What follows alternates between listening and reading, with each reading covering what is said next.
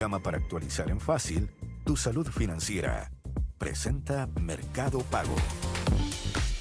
¿Cómo están? ¿Cómo les va? Muy buenas tardes. Bienvenidos al Fin del Dinero en Tele 13 Radio. Son las 2 de la tarde en punto de este día martes 20 de mayo. Iniciamos un nuevo capítulo de El Fin del Dinero, como siempre junto a Mercado Pago y como siempre junto a Pamela Ausenker. ¿Cómo estás, Pamela? Hola, Diego, ¿todo bien y tú? Me gusta este martes con sabor a viernes. ¿Te gustan los feriados de la mitad de la semana? Sí, de verdad, es una semana. Uno siente que va a tener un día de descanso, la gran mayoría, me imagino, con el festivo de mañana. De todas maneras, pero económicamente tiene un impacto. Tiene un impacto, de todas maneras. Entre otras cosas, estaremos conversando hoy día, tenemos una muy interesante conversación en este capítulo. Así es, viene Sergio Lehmann, economista jefe de BCI, y vamos a estar hablando un poquito de cuál es la situación precisamente económica de Chile a raíz de ayer que se dio a conocer el informe de estabilidad financiera. Tratar de ver también afuera cómo está el tema arancelario, que lo hemos ido tocando en muchos episodios, pero que siempre es bueno estar haciendo refrescarlo de alguna manera. Y vamos a estar haciéndole preguntas interesantes sobre cómo se perfila el futuro también. Claro, hablar de las pymes y hablar de este año eleccionario en Chile. También, por supuesto. Cómo se mueve la aguja en general cuando llegan las elecciones presidenciales a nuestro país, por lo menos por historia. Estamos en todas las plataformas de Tele 13 Radio, estamos también en vivo y en directo a través de YouTube y saludamos como siempre, antes que todo, a Andrea Rivera. ¿Cómo estás, Andrea? Hola, Andrea. ¿Cómo Muy estás? bien, muy bien. Una mañana bastante noticiosa con esta emergencia que se produjo en el centro de la capital, ahí en todo el centro cívico, alrededor del Palacio de Gobierno. Las autoridades ya han llamado a la calma, a retomar las actividades luego de haberse evacuado preventivamente algunos de los edificios que están en ese entorno. Excelente, nos quedamos entonces muy atentos con los titulares de las noticias más importantes del día. La Cámara de Diputados rechazó por 63 votos a favor, 63 en contra y 14 abstenciones la acusación constitucional en contra del delegado presidencial de la región metropolitana, acción liderada por la oposición por su eventual responsabilidad en la muerte de 2 hinchas durante los incidentes en las afueras del Estadio Monumental, una acción que fracasó con las abstenciones de parlamentarios de la Democracia Cristiana y de Demócratas. Tras el rechazo de la acusación en su contra, el delegado presidencial de la región metropolitana, Gonzalo Durán, afirmó que la atribución tiene que desarrollarse con responsabilidad, mientras que el ministro del Interior, Álvaro Elizalde, llamó a no insistir en herramientas que son inconducentes y que distraen al Congreso. Desvíos, cortes de tránsito y evacuación preventiva en el centro de Santiago provocó la fuerte emanación de gas. El subsecretario del Interior, Víctor Ramos, informó que no se logró determinar la fuente del olor, pero llamó a mantener la calma y retomar las actividades. Indicó que Bomberos continuará con la investigación y que los centros de salud están preparados para recibir eventuales consultas por la emanación de gas.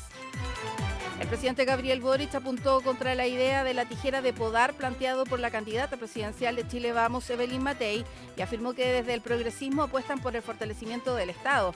El mandatario agregó que dicha lógica impediría el desarrollo de obras como la política de recuperación de trenes para Chile.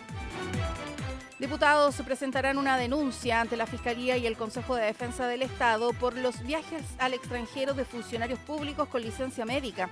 La Contraloría detectó que más de 25.000 funcionarios habrían incumplido el periodo de reposo indicado en sus licencias entre los años 2023 y 2024. El Reino Unido suspendió las negociaciones para un acuerdo de libre comercio con Israel por la crisis humanitaria y la ofensiva militar en Gaza.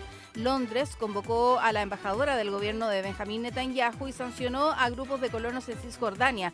La ONU prepara 100 camiones de ayuda alimentaria urgente y alerta que podrían morir 14.000 bebés si no acceden a alimentación.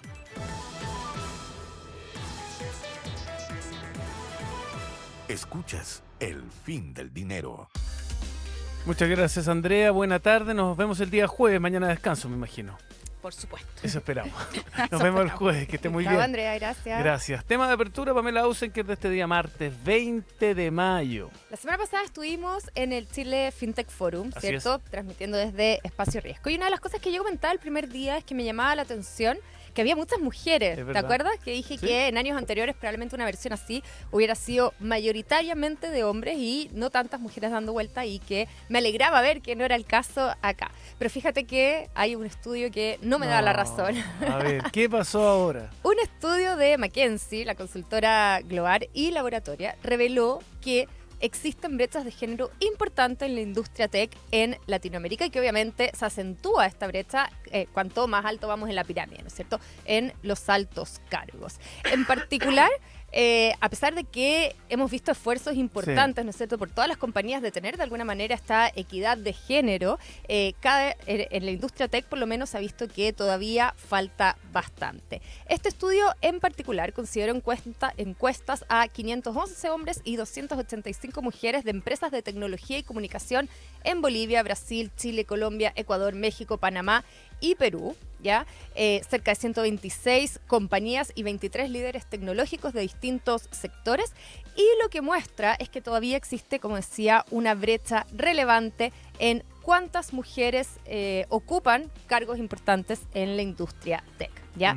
De partida, el 58% de las empresas dijo que las mujeres ocupan menos del 30% de los puestos directivos. O sea, todavía estamos bastante lejos de esta equidad de género. Y 25% afirmó que contrató mayoritariamente mujeres en todos los niveles entre el 2021 y 2024. Y yo creo que es cierto, yo creo que hay muchas empresas haciendo un esfuerzo real y que también probablemente falta algo de base todavía. Y ahí es donde se vuelve clave el también incentivar a las mujeres a estudiar carreras relacionadas al ámbito tecnológico. También tenemos una brecha en lo que es sueldos, ¿ya? 24% menos ganan las mujeres en promedio en roles tecnológicos versus los hombres, ¿ya? Y el 31% de las mujeres recibe salarios más bajos en puestos de alta gerencia de esta industria. O sea, hay que trabajar puestos de entrada, hay que trabajar los ascensos, porque de hecho, según esta misma encuesta, en los últimos 3 años, el 24% del total de los ascensos en las empresas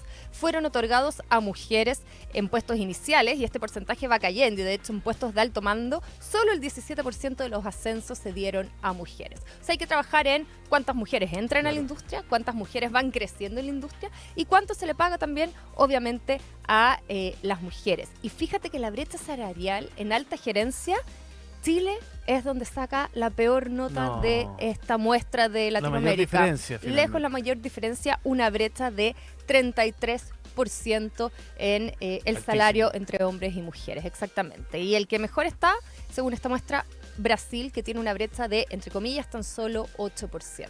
Tema pendiente entonces la industria tech en cuanto a la brecha de género. Indudablemente, pero yo soy una convencida de que esto se va a ir cerrando con los próximos años. Esperemos, de todas maneras. Son las 2:07 de la tarde. Las finanzas humanas se toman a esta hora de la tarde en Tele 13 Radio. Escuchas El Fin del Dinero.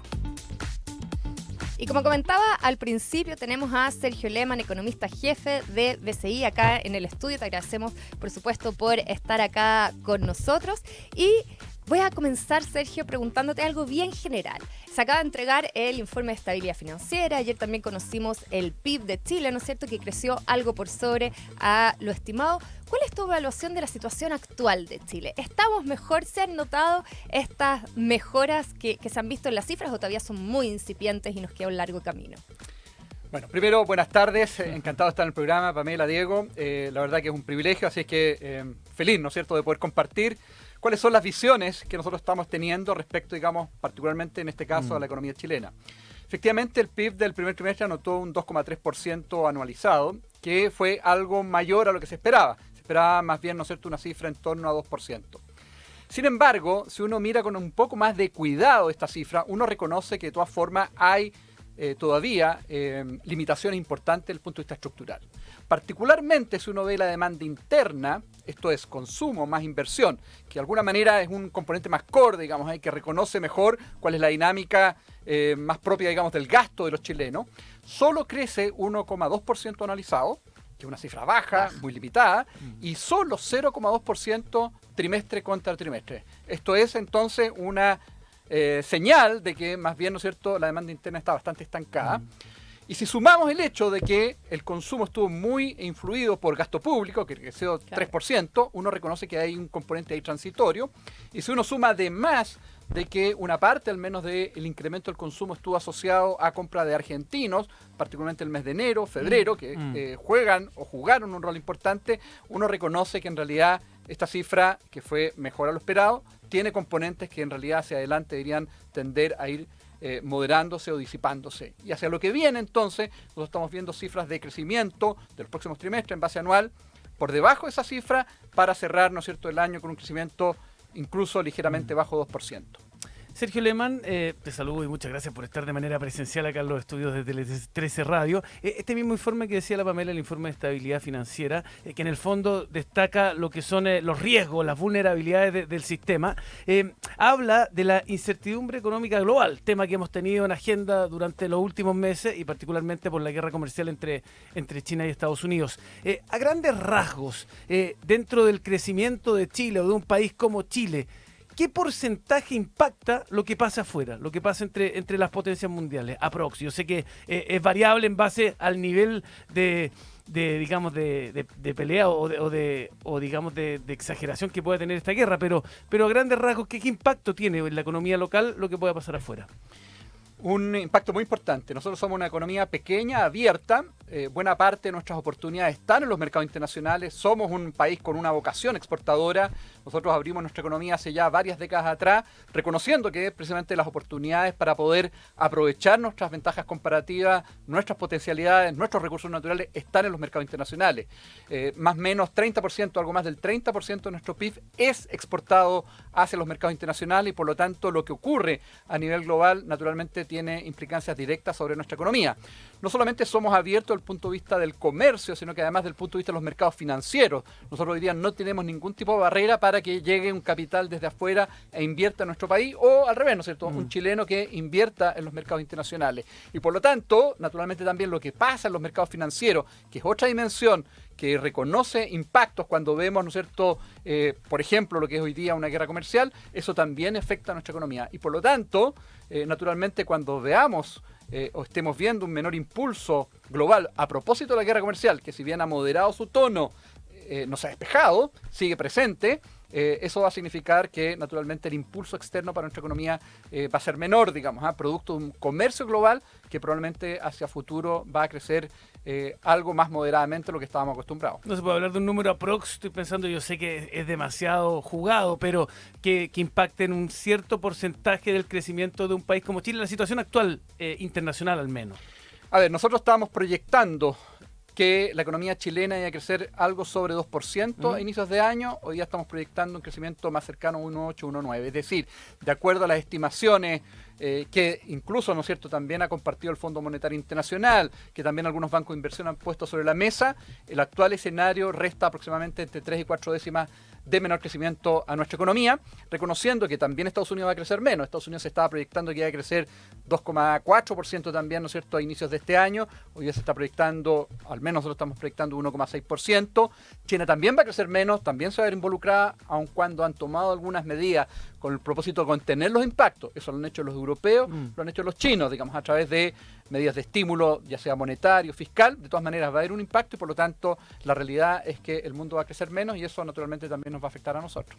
Sergio, tú estás precisamente comentando que nosotros al ser una economía abierta nos impacta de sobremanera, nos impacta muchísimo lo que pasa afuera, pero y en parte ahí viene mi pregunta de saber precisamente qué se espera de este proceso de negociación que hay entre Chile y Estados Unidos, ¿no es cierto?, respecto a los aranceles, sobre todo pensando que, me imagino yo que no somos la prioridad de Estados Unidos, ¿no es cierto?, le afecta bien poco lo que pase a la economía local, no así a nosotros lo que termina pasando en Estados Unidos. ¿Cómo ves tú que va a terminar esta negociación, por no decir discusión, entre los aranceles que precisamente Estados Unidos anunció de este 10% que va a poner a Chile? Sí, efectivamente nosotros no somos probablemente la prioridad de Estados Unidos. Nosotros tenemos, sin embargo, digamos, un tratado de libre comercio vigente con Estados Unidos, claro, y por lo tanto lo que está haciendo Estados Unidos hoy día contraviene ese tratado que establece justamente este libre movilidad, ¿no es cierto?, de bienes y también del punto de vista de mercado financiero.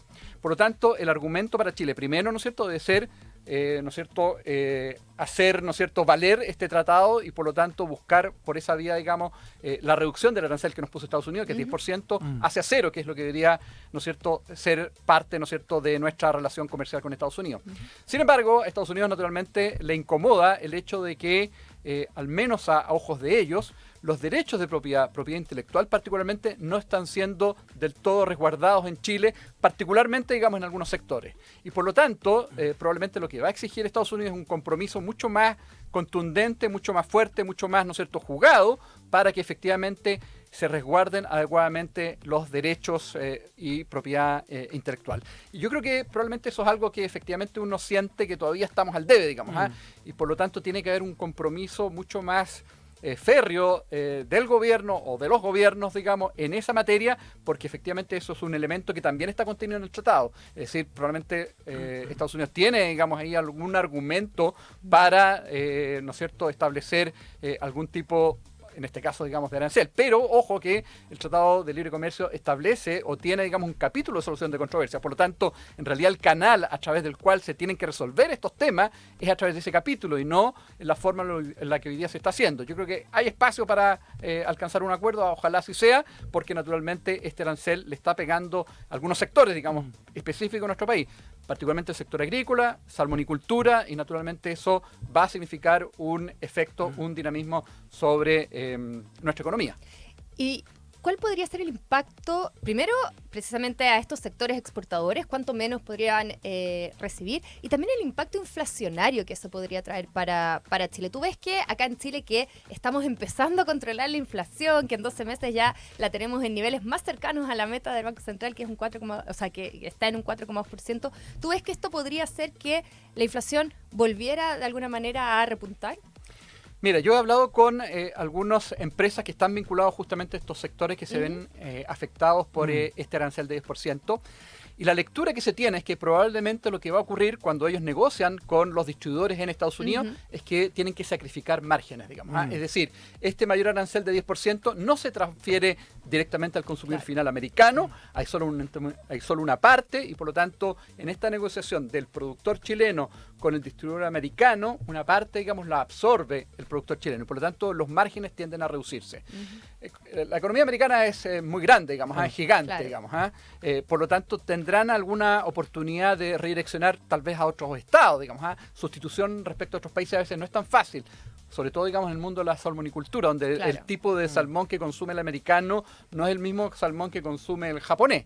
Por lo tanto, tienen que buscar, digamos, alternativas para ese producto. Entonces, van a sacrificar márgenes y eso va a significar, por cierto, digamos, alguna menor beneficio para ellos, aun cuando probablemente la producción no se vea afectado de forma importante. Pero sí va a haber un efecto financiero, probablemente, digamos, sobre algunos productores chilenos, como ya decía, en el sector agrícola, en el sector salmonicultura. Respecto a la inflación, ojo que lo que el Banco Central estableció, algo se leía en su comunicado de la última reunión de política monetaria y en la minuta que se publicó la semana pasada al respecto también hacía mención.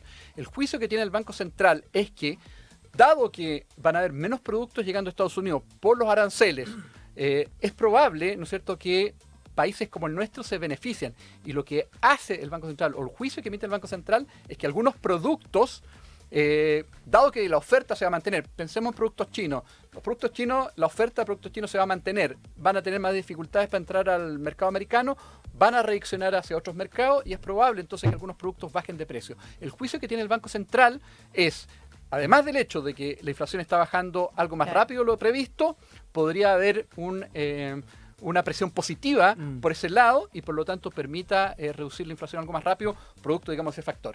No es tan obvio, digamos, porque técnicamente uno tendría que, tal vez un tecnicismo, ver la elasticidad, es decir, qué tan sensible es la demanda, la oferta, los precios.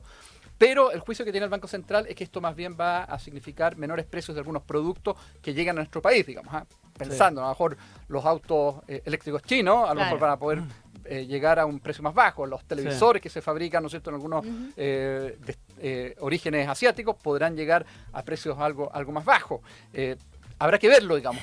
Veamos qué nos dice las próximas cifras que vayamos a ir conociendo. Lo que vaya pasando en las próximas semanas y meses. Estamos junto a Sergio Lehmann, acá en vivo y en directo, economista jefe del Banco SI. A propósito de la misma línea, este tema igual nos apasiona, seguramente vamos a seguir hablando todo el año de las probables repercusiones que tiene lo que está pasando en Estados Unidos y el tema arancelario. A ver si nos puedes bajar con respecto a tu visión desde la banca y desde los expertos, porque hay un tema directo que tú decías, los aranceles que se terminen fijando van a tener un impacto directo, evidentemente, en los mercados específicos. Pero quiero que tener tu visión de la otra variable, que es el famoso concepto de la incertidumbre, que va desde el inversionista, que está también a la espera, muchos de ellos, a ver qué viene, a ver qué va a decir, y desde el consumidor, desde la persona que nos está escuchando, ¿cómo leen ustedes esa incertidumbre que se genera desde el inversionista y también desde cada una de las personas que están esperando un poco las señales que vienen desde Estados Unidos? Sí, mira, el factor de incertidumbre es clave, digamos, y efectivamente tiene efecto en las decisiones, tanto de empresas al momento de invertir como consumidores al momento de consumir. Hay algunos estudios que mostraban que la guerra comercial tenía un impacto que efectivamente es el efecto directo del menor comercio global producto de los aranceles, pero que también hay un componente asociado a la incertidumbre.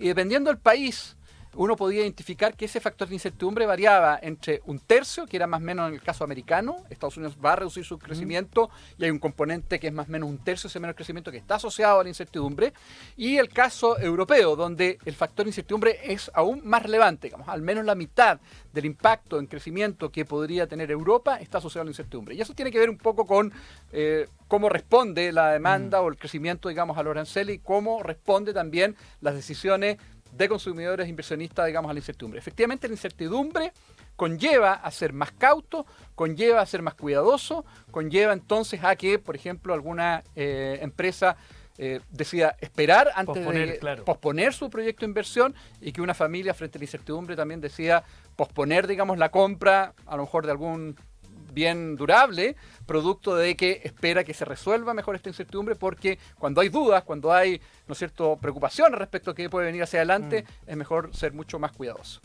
Sergio, la incertidumbre no es solo internacional, ¿no es cierto?, sino que además nosotros estamos en año eleccionario, por lo tanto eso también trae cierta incertidumbre. Y yo te quiero traer de vuelta a Chile, y en particular tú formaste parte del grupo convocado por la Multigremial Nacional de Emprendedores para hacer propuestas que fortalezcan el rol y competitividad de las MIPYMES, y en particular obviamente también para de alguna manera apuntalar al crecimiento, me imagino yo que cómo hacer que precisamente este sector, MIPYMES, logren también florecer, y eso impacta indudablemente el crecimiento nacional o el crecimiento del PIB. ¿Qué medidas destacarías tú que se llegaron a acuerdo, y qué medidas podríamos también quizás presentar a los candidatos presidenciales, o que te gustarían, mejor dicho, que estuvieran en la agenda de los candidatos en este año eleccionario?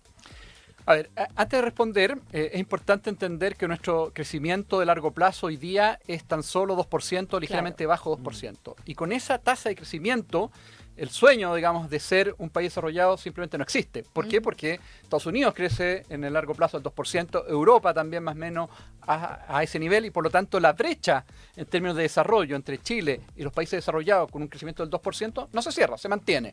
Por lo tanto, tenemos ahí un desafío importante para efectos, ¿no es cierto?, de volver a soñar con esa posibilidad. Y creo que en ese sentido hay que hacer reformas estructurales, digamos, y en particular lo que busca este informe, más, ¿no es cierto?, focalizado en las pymes, o MIPYMES, es justamente avanzar en algunas reformas que a nosotros nos parece especialmente importante. Y la primera que se destaca ahí tiene que ver con, dejando de lado lo que es la permisología, modernización del Estado, que lo por sabemos. cierto, que lo sabemos, digamos. Entonces, eso está contenido también en el reporte, pero se pone un énfasis importante en lo que tiene que ver con el marco tributario. Y el marco tributario en Chile, y es reconocido, digamos, transversalmente, no solamente es engorroso, es complejo, es dual, en el sentido que hay, ¿no es cierto?, un tratamiento diferenciado dependiendo, digamos, del tipo de empresa, sino que además ha generado menos incentivo para la inversión. Si uno reconoce cuál ha sido la dinámica de la inversión en Chile desde que se implementó el marco tributario que hoy día está vigente, uno ve que efectivamente hay una caída de la inversión. Hay una dinámica de la inversión que es claramente mucho más débil, mucho más pobre, porque no genera incentivos tributarios para invertir, no genera tal vez los incentivos para efectivamente emprender.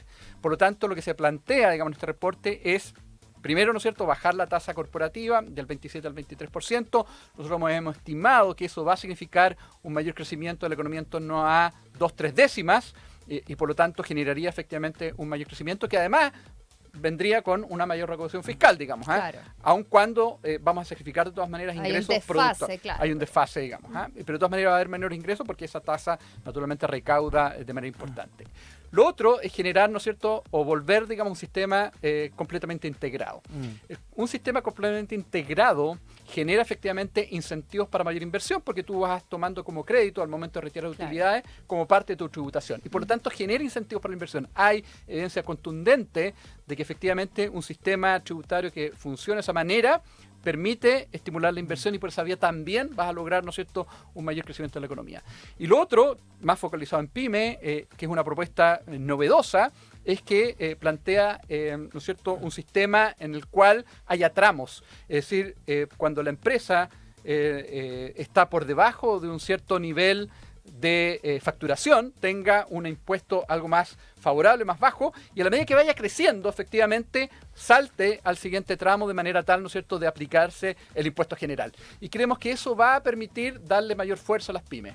Hay que tener siempre en consideración que las pymes, y lo destaca también el reporte como un elemento que nos hace pensar, digamos, y entender que tiene que haber un foco ahí. Las pymes representan más o menos el 98,5% de las empresas de Chile. Es decir, son muy importantes y más o menos corresponden al 50% del empleo formal.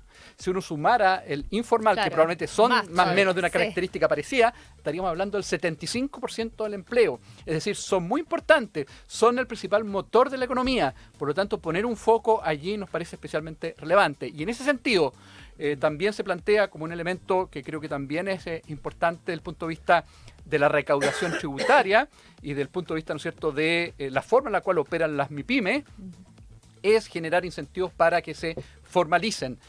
Mayor formalidad. Esa mayor formalidad tiene un impacto positivo en recaudación tributaria, tiene un impacto positivo desde el punto de vista de cómo operan, tiene un impacto positivo sobre la dinámica, entonces, que uno podría esperar hacia adelante. Y para eso, impuestos negativos, porque no podría ser una forma de generar incentivos en esa dirección. Súmale, Sergio, que el informe de estabilidad financiera del Banco Central señalaba que una de las vulnerabilidades del grupo específico estaba justamente en las pymes con respecto a los que recibieron créditos FOGAPE en la pandemia, que muchos de ellos están todavía en aquella situación. Tal cual, y es una cosa que uno reconoce, identifica, y cuando trabajábamos en este grupo haciendo estas propuestas, veíamos ahí justamente un dolor. Y la forma de poder hacerse cargo de eso es justamente generar también un mecanismo de financiamiento para pymes que sean mucho más permanentes en el tiempo y que generen también incentivos para, de alguna manera, alcanzar, ¿no es cierto?, los recursos para poder desarrollar y poder crecer.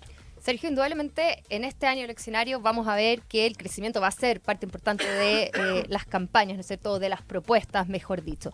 ¿Qué te gustaría ver puntualmente como propuesta en los distintos candidatos para que efectivamente se torne el crecimiento sea medular en este año y que podamos vislumbrar que efectivamente va a ser una preocupación durante los próximos 4 años?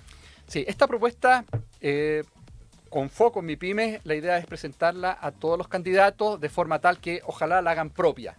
Creemos que eso es central, digamos. Entonces, en ese sentido, nos gustaría ver un debate serio, responsable, bien llevado, digamos, en materia tributaria, de manera de efectivamente generar un incentivo para un mayor crecimiento.